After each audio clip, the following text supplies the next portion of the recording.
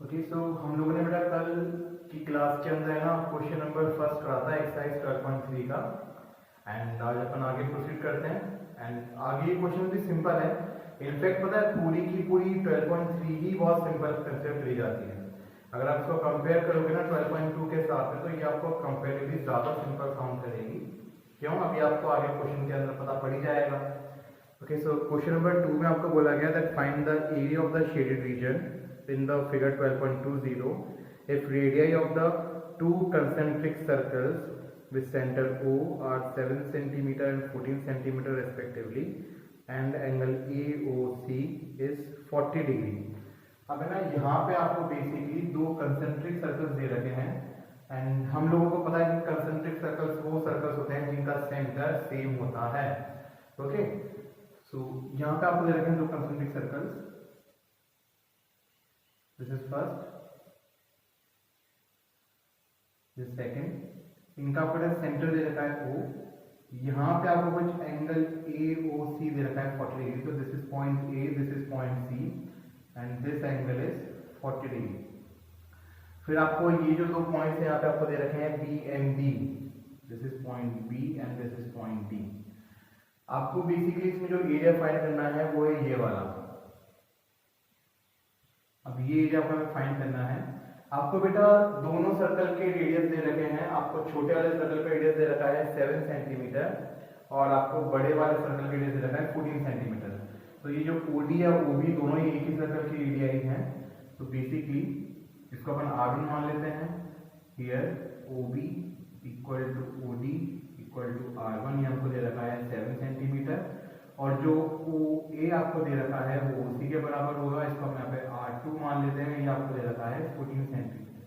ठीक है, अब हमको ये शेडेड पोर्शन निकालना है। तो आपको जैसे मैंने कल भी बताया था कि area of combination of three figures के अंदर हमें ये देखना होता है कि हम ऐसा कौन सा कंसेप्ट यूज करें, हम किस में से क्या सब्ट्रैक्ट करेगा, किस में क्या ऐड करें कि हमारे पास हमारा रिक्वायर्ड रिजल्ट आ जाए।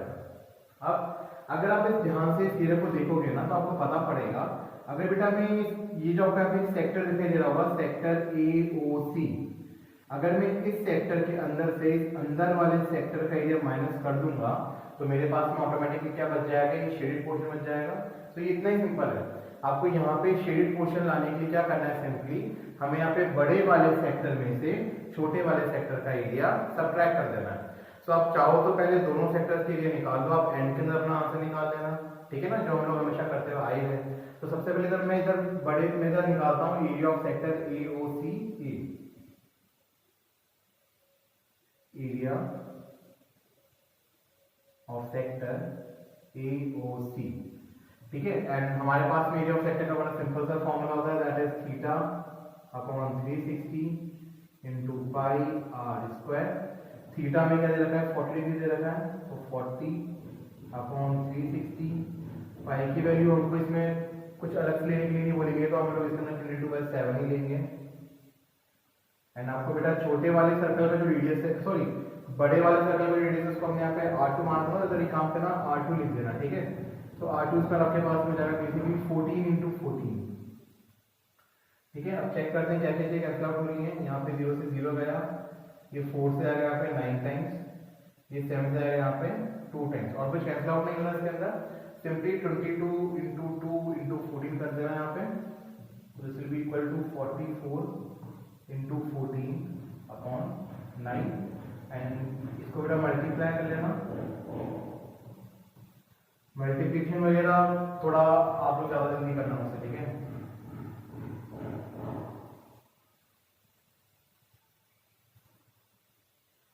बेटा ये आपके पास में आएगा 616 अपॉन 9 सेंटीमीटर स्क्वायर। अब ये मेरे पास में ना बड़े वाले सेक्टर का एरिया है, मतलब जो बाहर वाला सर्कल है ना उसके सेक्टर का एरिया है। अभी मुझे अंदर वाले सेक्टर का भी एरिया निकालना है। ठीक है, so area of sector BOD same formula रहेगा बेटा, थीटा अपॉन 360 इंटू पाई R1 स्क्वायर। क्योंकि अंदर वाले सर्कल के रेडियस को मैंने R1 माना है तो मैंने वहां पे R1 लिख दिया। ठीक है, अगेन थीटा की वैल्यू आपके 40 है क्योंकि कंसेंट्रिक सर्कल्स हैं आपके पास में। अपॉन 360, 22 अपॉन 7, आर स्क्वायर आपके पास मिल जाएगा 7 इंटू 7। अगेन ये 7 से 7 गया, या 0 से 0 गया, ये 4 से आएगा 9 टाइम्स, आपके पास में आएगा 22 into 7 that is 154 upon 9 centimetre square. ठीक है, अब हमने क्या करा ना, दोनों माइनर सेक्टर्स के एरिया फाइंड कर लिए। Now we need to find the shaded portion. उसके लिए हमें बड़े बाहर वाला जो सेक्टर बन रहा है उसमें से अंदर सेक्टर का एरिया माइनस कर देना है। So this will be the statement that area of shaded region will be equal to area of sector AOC minus area of sector BOD.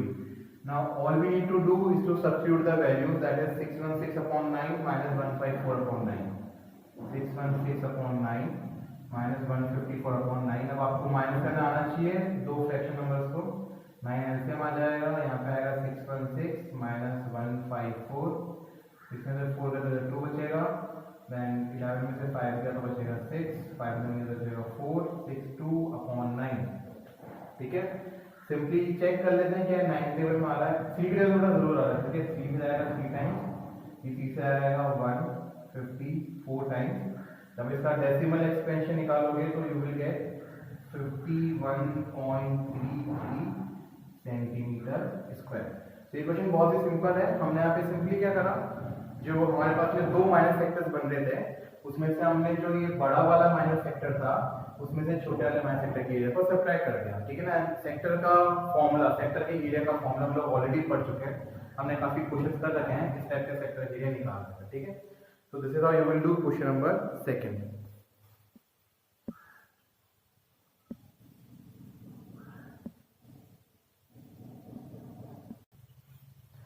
now question number 3. अब बेटा क्वेश्चन नंबर 3 में आपको बोला है कि find the area of the shaded region in figure 12.21 if ABCD is a square of side 14 centimeter and APD and BBC are semicircles। अब बेटा यहाँ पे आपको बोला गया है कि आपके पास में एक स्क्वायर दे रखा है आपको जिसकी साइड है 14 सेंटीमीटर। स्क्वायर का नाम है यहाँ पे ABCD, ABCD। ठीक है, जैसा स्क्वायर हम लोगों ने कल एक क्वेश्चन देखा था जहाँ पे हमने ऐसे ही कुछ क्वेश्चन किया था, इसमें से हमें स्क्वायर और सेमीसर्कल दे रखे थे। तो आपका एग्जाम्पल नंबर 6 था, तो ये उससे कुछ मिलता जुलता ही क्वेश्चन है, चिंता मत करना। आपको इसकी साइड दे रखी है यहाँ पे 14 सेंटीमीटर, जो कि स्क्वायर है तो इसकी साइड बराबर ही होने वाली है, दैट इज 14 सेंटीमीटर ईच। अब इसमें आपको बेटा दो सेमी सर्कल दे रखे हैं। ठीक है, this is the first semi circle and this is the second semi circle, semi circle APD and semi circle BBC।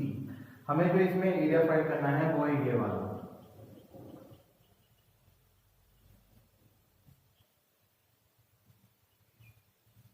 अब यहाँ पे भी आपको ये अप्रोच ढूंढनी है कि हम किस तरीके से ये शेडेड पोर्शन फाइंड कर सकते हैं। So all we need to do is to subtract the areas of these two semicircles from the area of the square. Simply बेटा अगर आप ऑब्जर्व करोगे तो हमें यहाँ पे स्क्वायर का जो आपके पास में एरिया आएगा उसमें से दोनों सेमीसर्कल का एरिया को हटा दो, जो बचा हुआ एरिया आएगा वही तो हमारा यहाँ पे शेडेड पोर्शन होगा। अब स्क्वायर के एरिया का फॉर्मूला में अच्छे से पता है, that is side to side. बात रही सेमी सर्कल की, तो अगर आप यहाँ पे ध्यान से ऑब्जर्व करोगे तो यहाँ पे जो दो सेमी सर्कल्स है ना ये मिलके एक सर्कल बना रहे हैं। So either you can subtract the area of a complete circle that is pi are square, और you can subtract the area of two semi circles individually, and but the two semi circles are 100% congruent because दोनों की radius same है। And हम लोगों ने कल discuss करा भी था कि if the radius of two semicircles are same then those two semicircles will combine to form a circle। ठीक है, सो यहाँ पे हमें सिंपली यही करना है that area of shaded region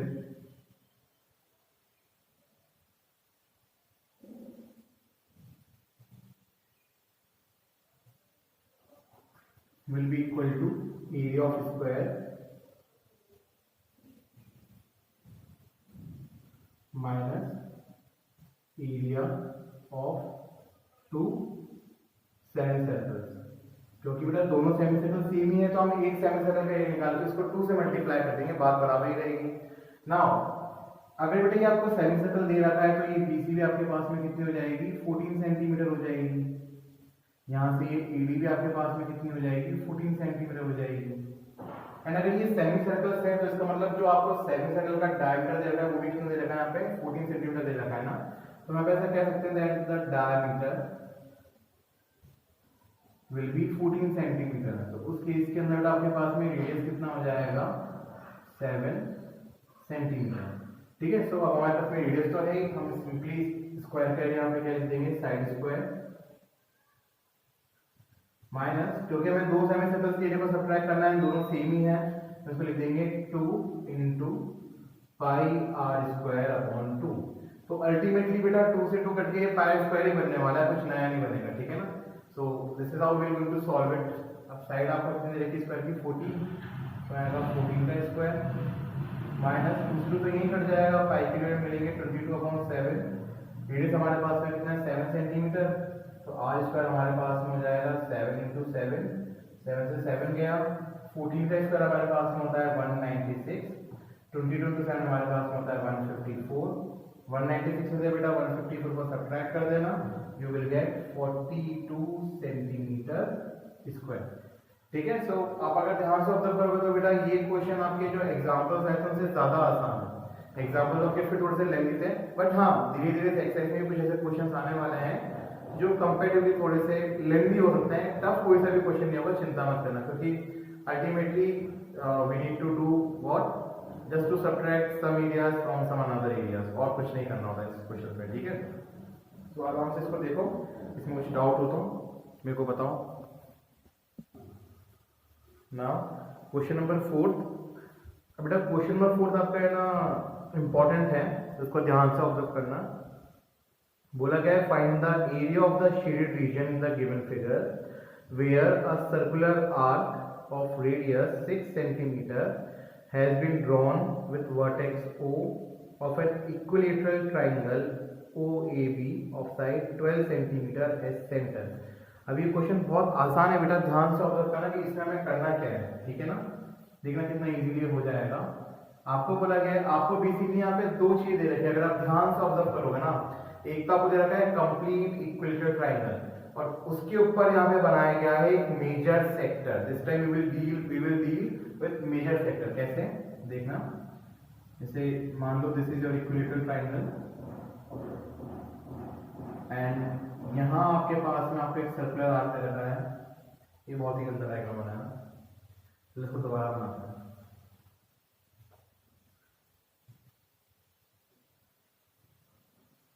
मुझे लग रहा है ज़्यादा गंदा ही बनेगा।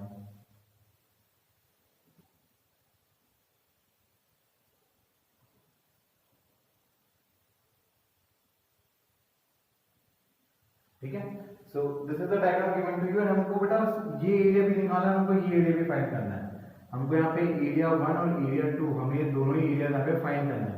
तो एक तो आपके पास में क्या है, इक्विलेटरल ट्रायंगल, आपको इक्विलेटरल ट्रायंगल की साइड ऑलरेडी कितनी रखी है, 12 सेंटीमीटर।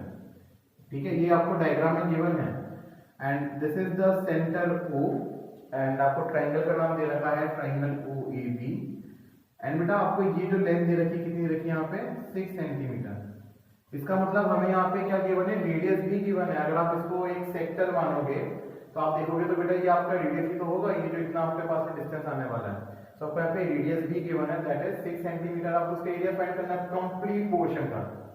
सिंपली मेजर सेक्टर के एरिया के अंदर इक्विलेटरल ट्रायंगल के एरिया को ऐड कर दो, आपका आंसर आपके सामने आ जाएगा। अब यहाँ पे हमारे पास में जो इक्विलेटरल ट्रायंगल है उसकी भी एरिया का हमारे पास में डायरेक्ट फॉर्मूला होता है, दैट इज √3/4 साइड स्क्वायर। तो एरिया डायरेक्ट निकाल लेंगे। बचा क्या, मेजर सेक्टर, तो उसके लिए हमें एंगल चाहिए होगा ना। Now we know that this OAB is an equilateral triangle.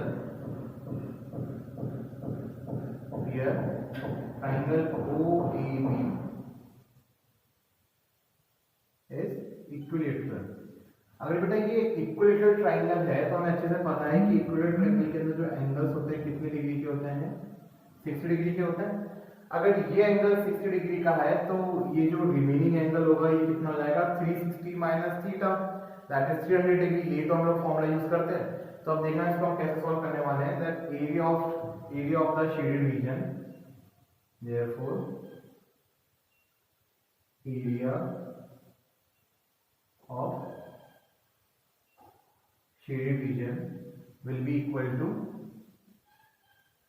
area of triangle OAB plus area of major sector।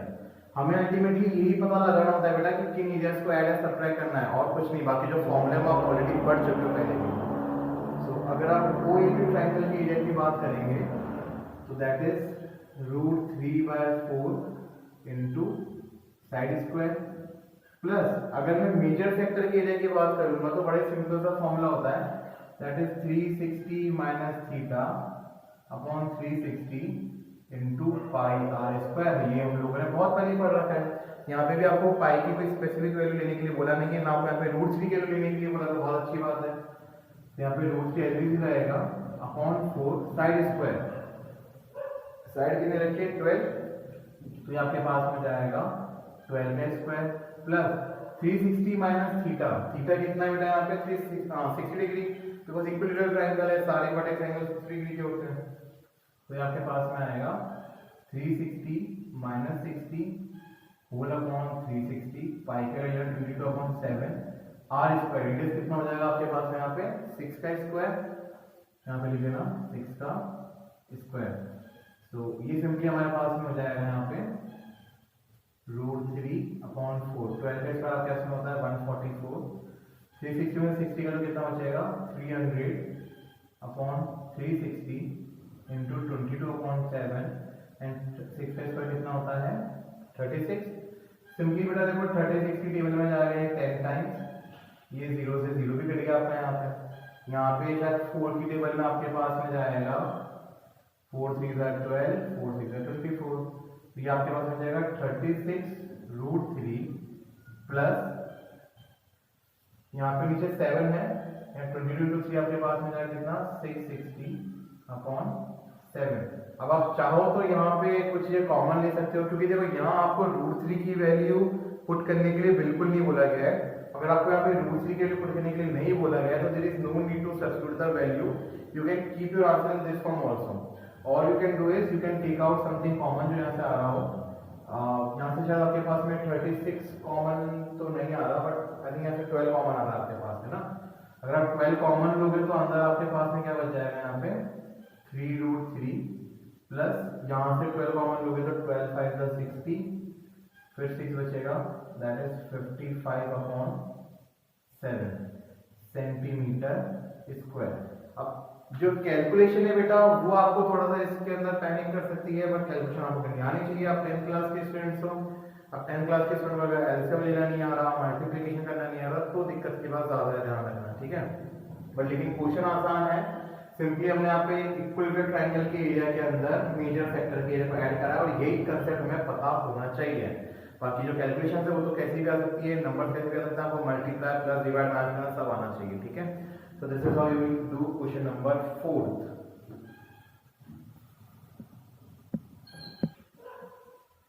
Okay, now question number 5. बेटा ये भी काफी अच्छा क्वेश्चन है आपका, मतलब बेसिकली ये सारे आपके अच्छे क्वेश्चन माने जाते हैं, क्योंकि देखो इसमें से कोई भी आपका क्वेश्चन कट आउट नहीं करा गया है इस साल लेटेस्ट सिलेबस के अंदर भी, तो इसका मतलब ये आपका इंपॉर्टेंट पार्ट है, क्योंकि सर्कल्स के अंदर ना तो आपका 10th चैप्टर से कुछ कट करा गया है, ना इस चैप्टर से एक पर्टिकुलर टाइप ही कट करा है, अदरवाइज तो कोई टॉपिक कट करा देंगे इसमें ना। Now question number 5, इसमें बोला है बेटा from each corner of a square of side 4 centimeter a quadrant of a circle of radius 1 centimeter is cut and also a circle of diameter 2 centimeter is cut as shown in the figure. Okay, find the area of the remaining portion of the square। अब जब साफ साफ word use करा गया है कि quadrant cut करा गया है एंड सारे क्वाड्रेंट का रेडियस 1 सेंटीमीटर है, सो वी नो कि एक सर्कल में से 4 क्वाड्रेंट बनते हैं। फिर आप इसका रिवर्स तो बोल सकते हो कि 4 क्वाड्रेंट मिलके एक सर्कल बनाते हैं, one and the same thing, ठीक है। सो अगर हम ध्यान से इस क्वेश्चन को ऑब्जर्व करें तो यहाँ पे आपको बोला गया है कि देयर इज अ स्क्वायर का नाम दे रखा है आपको ABCD, और जो आपको स्क्वायर की साइड दे रखी है वो दे रखी है यहाँ पे 4 सेंटीमीटर। ठीक है, अब इस स्क्वायर के हर कॉर्नर में से आपके पास में क्वाड्रेंट को कट करा गया है, और जो क्वाड्रेंट को कट करा गया है आपको इसका रेडियस दे रखा है 1 सेंटीमीटर। सो एक क्वाड्रेंट ये रहा, second quadrant, third quadrant, fourth quadrant, 4 तो क्वाड्रेंट आपने कट कर दिए। उसके अलावा बेटा इसके बीच में से एक सर्कल को भी कट करा गया, ध्यान रखना। ठीक है, और जिस सर्कल को कट करा गया है उस सर्कल का आपको डायमीटर दे रखा है 2 सेंटीमीटर। अब अगर इस सर्कल का डायमीटर आपको 2 सेंटीमीटर दे रखा है तो मतलब इसका रेडियस कितना हो जाएगा आपके पास में 1 सेंटीमीटर हो जाएगा। इस चीज का ध्यान रखना। तो पहला अपन इसके अंदर कुछ चीजें लिख देते हैं जिससे हमारा क्वेश्चन बहुत सिंपल हो जाता है। Here 4 quadrants of 1 centimeter radius will make one complete circle। ठीक है, जब क्या समझना, 4 क्वाड्रेंट्स है ना, क्योंकि इनका रेडियस 1 सेंटीमीटर है तो ये आप क्या बना लेंगे, कंप्लीट सर्कल बना लेंगे। इसका रेडियस कितना है 1 सेंटीमीटर। उसके अलावा बेटा जो बीच वाला सर्कल है उसका रेडियस कितना है 1 सेंटीमीटर है। Also radius of inner circle is 1 centimeter, therefore this circle and 4 quadrants will make 2 circle, है ना बेटा। जो आपकी चारों क्वाड्रेंट से ये सर्कल बनाएगा, बीच वाला जो सर्कल है वो भी आपके पास में सेम ही सर्कल बनाने वाला है, क्योंकि हमें पता है कि all the circles are similar and जिन सर्कल्स के रेडियस सेम होते हैं वो तो आपके कॉन्ग्रुएंट सर्कल्स होते हैं। तो हमें यहाँ पे क्वाड्रेंट का एरिया अलग से नहीं निकालना, हमें यहाँ पे इस सर्कल का एरिया अलग से नहीं निकालना, हमें यहाँ पे सिंपली 2 सर्कल्स के एरिया को सब्ट्रैक्ट कर देना है। और जब हमें एरिया फाइंड करना है वो है ये वाला, ये आपका शेडेड पोर्शन है। इसके अंदर आपसे पूछा गया कि कितना एरिया बच जाएगा, तो ये एरिया बचने वाला है आपके पास में सिंपली। तो हमें क्या करना है, स्क्वायर के एरिया में से 2 सर्कल के एरियाज को सिंपली सब्ट्रैक्ट कर देना है and that will be your answer. So area of, या फिर हम शेड के जुड़े जब हम रिमेनिंग पोर्शन यूज करेंगे, क्योंकि यहाँ पे जो वर्ड यूज करा गया है वो है रिमेनिंग, है ना। Area of remaining portion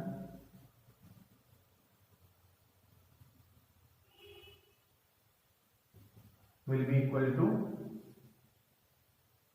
area of square minus area of 2 circles।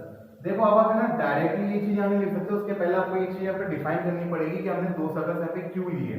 Okay, so we are defining that why we have taken area of 2 circles because 4 quadrants will make a circle of radius 1 centimeter and the inner circle also has a radius of 1 centimeter.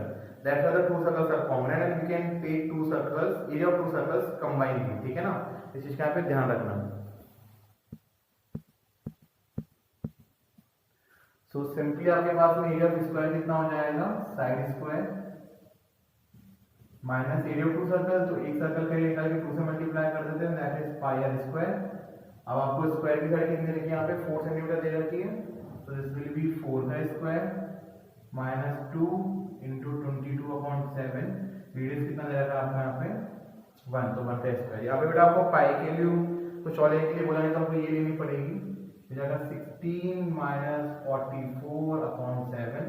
इसका LCM ले लेना है यहाँ पे, 16 7 हमारे पास में होता है 112 माइनस 44, 112 में से 44 माइनस कर देना, 12 से 4 गया 8, 10 से 4 गया 6, 68/7 सेंटीमीटर स्क्वायर। आप चाहो तो इसको डेसिमल के अंदर भी कन्वर्ट कर सकते हो, तो दिक्कत वाली बात है नहीं है सच। तो सब्ट्रैक्शन भी चेक कर लेना, हाँ तो सही करा सब्ट्रैक्शन। तो 60 अपॉन हो जाएगा आपके पास में 7 9 से 63, 5 बचेगा 0.7 49, 1 एंड 4 सेंटीमीटर स्क्वायर, अप्रोक्सीमेटली हम इसको 9.714 सेंटीमीटर स्क्वायर लिख देंगे। आई डोंट नो कि बुक के पीछे फ्रैक्शन में दे रखा है या फिर डेसिमल एक्सपेंशन दे रखा है, जो भी दे रखा है आप चेक कर लेना। एंड अगर आप अपने आंसर को यहाँ भी छोड़ देते हो ना तो आपका आंसर कोई गलत नहीं है, बट हाँ एलसीएम लेना क्योंकि आंसर को यहीं छोड़ दो। एलसीएम में ना आपको बचपन में 10th क्लास में सिखाया जाता है, सो इतना तो आप कर ही सकते हो एटलीस्ट ना, इसका ध्यान रखना। अब ये कोई मत पूछना कि सर आंसर को यहीं छोड़ दें क्या, 10th क्लास के स्टूडेंट हो, एलसीएम में ना आना चाहिए, ठीक है।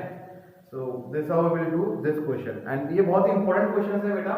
इंपॉर्टेंट क्यों है, क्योंकि ये आपको एक तो चैप्टर के लास्ट में दे रखे हैं पहली चीज, दूसरी चीज की इसके जो एग्जांपल्स है ना वो थोड़े ज्यादा ही एग्जीक्यूटिव फॉर्म में दे रखे हैं, बड़ा चढ़ा के थोड़े लेंथी से दे रखे हैं।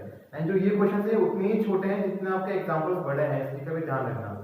सो बट जो इनका डायग्राम है ना, डायग्राम देख के क्वेश्चन आपको टफ दिखाई देता है, बट ये टफ है नहीं, आपको फिर बता दूं। आप आराम से इस वीडियो को एक दो बार देखना और तो आपको ये बहुत इजी लगने लगी है। और you need to do is to just find the concept that हमें किस में से कौन सा एरिया माइनस करना है। यही चीज मैं बार बार रिपीट इसलिए कर रहा हूँ ताकि आपके दिमाग में कंटिन्यूअसली हैमर हो जाए और ये बैठ जाए आपके दिमाग में आके, क्योंकि इसमें और कुछ एक्स्ट्रा नहीं करना है। वही स्क्वायर, ट्राइंगल, सर्कल, सेक्टर, इनके एरिया निकाल के हमें बस ऐड या सब्ट्रैक्ट करें और कुछ अलग नहीं करना, ठीक है। तो आप आराम से एक इसको, कोई डाउट हो तो मेरे को बता सकते हो। जो इसको YouTube पे देखने वाले हैं, YouTube व्यूअर्स हैं, आप मेरे को कमेंट सेक्शन में पूछ सकते हो कोई भी अगर आपका डाउट है तो, ठीक है। तो आराम से देखिए इसे।